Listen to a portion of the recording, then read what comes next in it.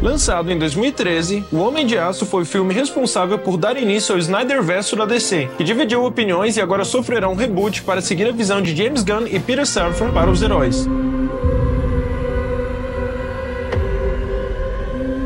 No entanto, o mais interessante que o filme em si são as histórias de bastidores dele. Por isso separei aqui 10 curiosidades que você provavelmente não sabia sobre o Homem de Aço.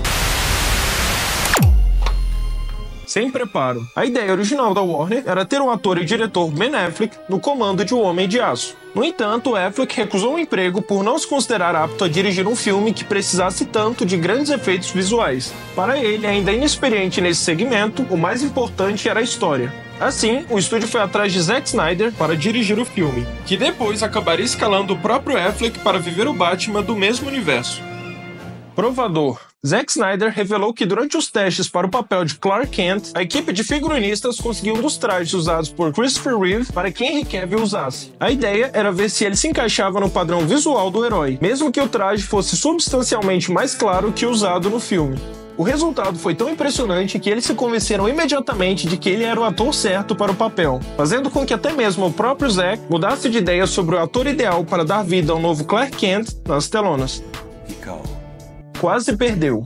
Quando começou a procurar o seu Superman perfeito, nomes como Armie Hammer, Matt Bomer, Zac Efron e Metal Good estavam na lista do diretor. Porém, após vestir o traje, não teve como não escalar Henry Cavill, que já havia feito o teste para o papel em Superman no Retorno de 2006. O mais curioso disso é que Henry Cavill quase perdeu o papel por não ter atendido às ligações do estúdio para contar que ele havia sido aprovado para viver o Superman. E o motivo é que estava muito envolvido com o jogo World of Warcraft, que não tem como pausar.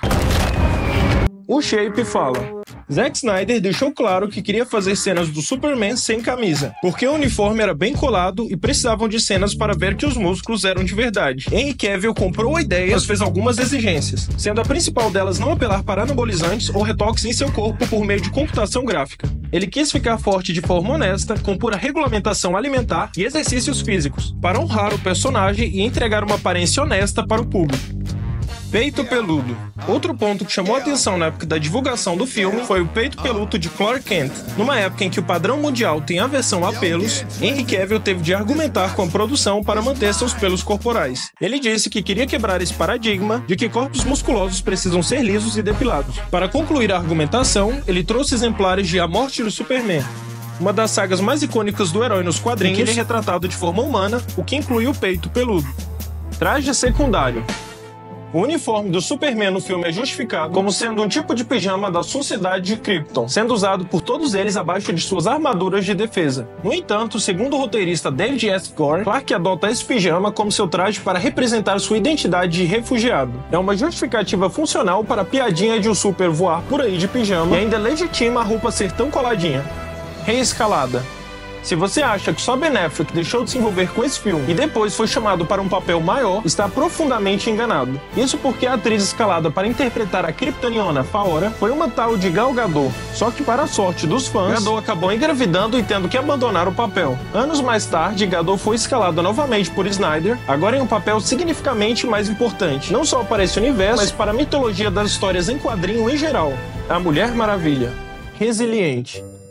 A atriz Amy Adams já virou meme em Hollywood por sofrer da maldição de Capra, de nunca ter ganhado um Oscar, mesmo acumulando impressionantes 6 indicações. No entanto, não é só o Oscar que ela tenta exaustivamente conquistar. Ao longo de sua bela carreira, a atriz tentou o papel de Lois Lane 3 vezes. A primeira foi no projeto cancelado do diretor Brett Ratner, que tinha Brendan Fraser como favorito para viver o Superman.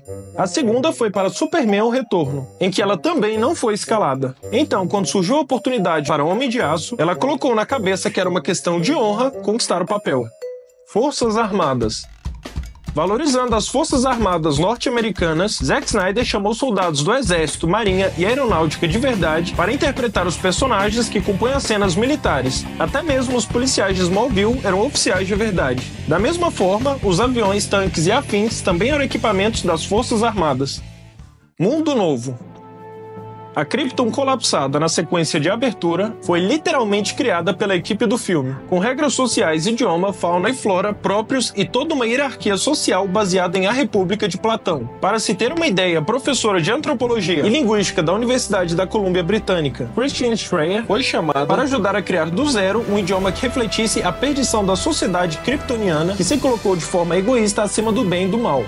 Para isso, ela estabeleceu um idioma que colocasse sempre o autor da fala em destaque, de forma completamente arrogante. Foi também calculada uma geometria própria em que toda a tecnologia do planeta era baseada em prata flutuando sobre campos magnéticos. Foi um trabalho fantástico usado em pouco mais de 15 minutos do filme, o que mostra o compromisso da equipe em criar um mundo crível para dar base sólida ao Superman.